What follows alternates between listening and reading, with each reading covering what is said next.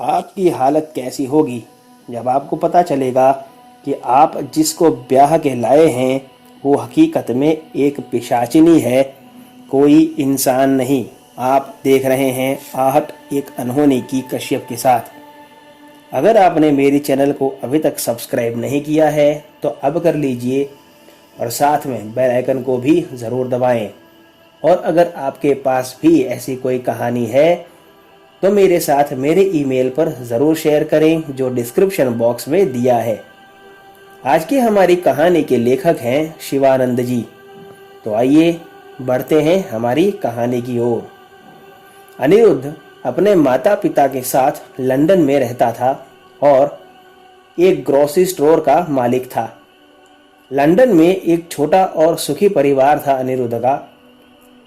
अनिरुद्ध के माता पिता की इच्छा थी कि उनका बेटा किसी भारतीय लड़की से शादी करे। हालांकि इंग्लैंड में भी उन्होंने काफ़ी लड़कियां देखी थी अपने बेटे के लिए, लेकिन उन्हें कोई लड़की अनिरुद्ध के लिए जची नहीं। अनिरुद्ध लंदन में पढ़ने लिखने के बावजूद भी एक सीधा साधा लड़का था जिसे भी बहुत ज़्यादा हाई फाई लड़की से शादी नहीं करनी थी।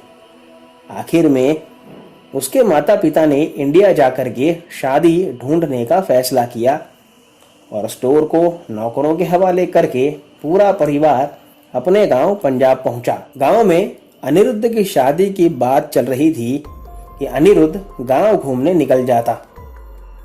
3-4 दिन बाद उसकी नज़र एक मनमोहक लड़की पर पड़ी जो उसे बहुत पसंद आ गई, जो वाकई में बहुत ही खूबसूरत भी थी। अनिरुद्ध ने उस लड़की से मेल जोल बढ़ाने के लिए हिम्मत जुटाकर उससे बात शुरू की। कुछ ही दिनों में दोनों बिल्कुल घुल मिल गए, जैसे बरसों से एक दूसरे को जानते हों। अनिरुद्ध ने जाना कि उस लड़की का नाम जसप्रीत था, जिसे वो प्यार से जस्सी कहकर बुलाता था। और जस्सी से उसे ये भी पता चला कि उसके कोई माँ बाप या रिश्तेदार नहीं थे, वे सभी एक दुर्घटना में मारे गए थे। अनिरुद्ध ने जस्सी की बातों पर कभी ज़्यादा गौर नहीं किया कि वो क्या कहती है, कहाँ रहती है, कौन सी दुर्घटना में सारा खानदान मारा गया और वो अकेली कैसे बच गई। अनिरुद्ध ने अपने माता पिता से जस्सी के साथ शादी का प्रस्ताव रखा और घर वालों ने भी आव दे खाना ताव और दोनों का कोर्ट मैरिज करवा दिया, क्योंकि जस्सी का कोई रिश्तेदार ना होने की वजह से बारात ले जाना मुमकिन नहीं था। कभी किसी ने ये भी नहीं जानने की कोशिश की कि वो रहती कहाँ है। जस्सी को लेकर के जैसे ही अनिरुद्ध घर पर आया अपने गांव, तब घर के कुत्ते व बिल्ली घर छोड़कर भाग गए और दूर दूर से घर की तरफ देखकर चिल्लाते रहते। कौवे भी घर के ऊपर मंडराते, लेकिन घर की छत पर नहीं बैठते।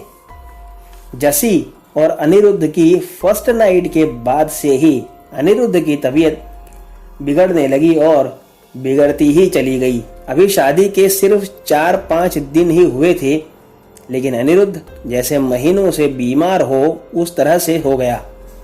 उसका चलना फिरना मुश्किल हो गया और उसकी गर्दन से लेकर के पेट तक छोटे छोटे गड्ढे हो गए थे। उसी रात अनिरुद्ध ने महसूस किया कि उसके पांव में जैसे कोई काट रहा हो।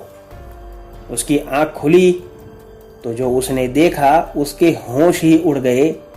उसने देखा कि उसकी पत्नी उसके पैरों से अपना मुंह लगा के उसका खून चूस रही थी।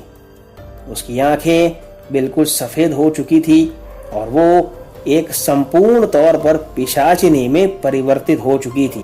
ये नज़ारा देखकर अनिरुद्ध डर के मारे चिल्लाने लगा और उसने जोर से लात मार दी उस पिशाचिनी को उसके मुंह पर, जिससे वो नीचे गिर पड़ी। अनिरुद्ध की आवाज़ सुनकर घर के सारे लोग दरवाज़ा तोड़कर उसके कमरे में घुस गए और घुसते ही सबके होश उड़ गए जस्सी को देखकर। लेकिन जस्सी घर के किसी भी सदस्य को नुकसान पहुंचाए बिना वहां से गायब हो गई सारा घर बड़े सदमे में था। बाद में पंडित जी को बुला करके घर में हवन करवाया गया और पंडित जी ने अनिरुद्ध को एक तावीज पहना दी, जिससे वो पिशाचिनी दोबारा अनिरुद्ध पर हावी ना हो सके। अनिरुद्ध लंदन वापस चला जाता है अपने माता पिता के साथ और वहीं उसने कुछ सालों बाद शादी कर ली थी और एक सुखी जीवन भी गुजारने लगा था। तो दोस्तों, आज की कहानी में बस इतना ही। अगर आपको कहानी पसंद आई हो तो वीडियो को लाइक और चैनल को सब्सक्राइब जरूर करें। तो मिलते हैं अगली कहानी में। तब तक stay home, stay safe. Thank you.